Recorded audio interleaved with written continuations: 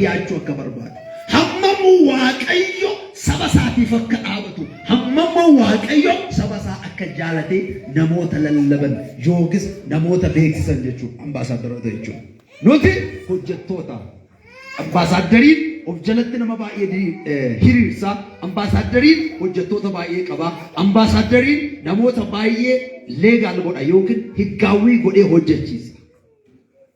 Yesuus Kiristoos isa akkasuma. Namoota waldaa keessaa kaafatee namoota Waaqayyo irraa fagoo jiran gara ofii isaatiitti deebisa jechuudha. Egaa ergaan isa kana seensarratti amma kana dubbadhee waldaa Kiristoos Yesuus keessa hojjettootatu jira. Waa'ee hojjettootaa kana nama sirriitti hojjettootatu jira.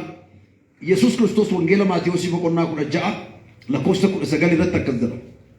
16:19 Ani waldaa koo sirratti ijaaree. Ani waldaa koo sirratti ijaaree. Mee barreessaa. Ani barreessaa waraqatuma keessan irratti yookiin moobaayilii keessan irratti. Ani waldaa koo sirratti ijaara. Beeta kiristaaneen baantee ላይ እሰራለሁ. አፋን እንግሊዝኛ I will build my church up on this rock. አገርተኒ ገራገሩማሳ ani waldaa koo ijaara. Ani kan jedhu iddoo sanatti yoo dubbata Yesuus dubbata.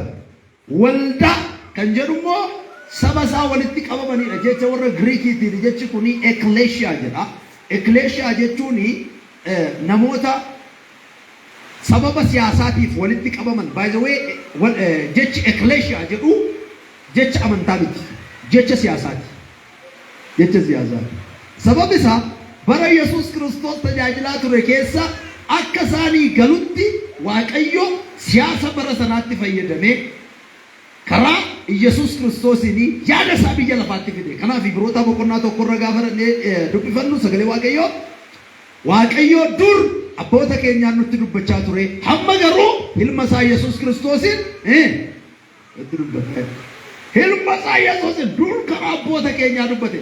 Yesuus Kiristoos gaaddoo sanatti kan inni dubbate waldaa koo jedha malee waldaa keessan hin jiru. Amma koo isa jedhu jala muraa. Waldaa koo isa jedhu jala muraa. Waldaa jechi jedhu kuni warra waamaman yookiis warra walitti qabaman, warra Waaqayyo isaa waame, warra iddoo tokkotti walitti qabaman, waamamanii iddoo tokko yaada tokko irratti walii kan galan jechuudha. Waldaa gaafa jedhu. Koo jechi jedhu immoo abbummaan isaa kan kooti namni biraa dhuunfachuu hin danda'u jechuudha. Abbummaan isaa kan kooti.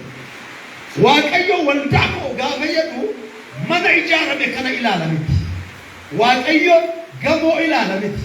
Waldaa gaafa jedhu nama ijaarame Waaqayyo ilaala. Waaqayyo nama ijaara malee mana hin ijaaru. Sababni isaa namni Waaqayyoof hin jiraanne baay'ee mana gaggaarii ijaara waan ta'eef. Kanaaf Yesuus Kiristoos ergamoonni isaa warri duukaa buutonni mootummaan akkaataa dinqiidhaan ijaarame sitti agarsiisa.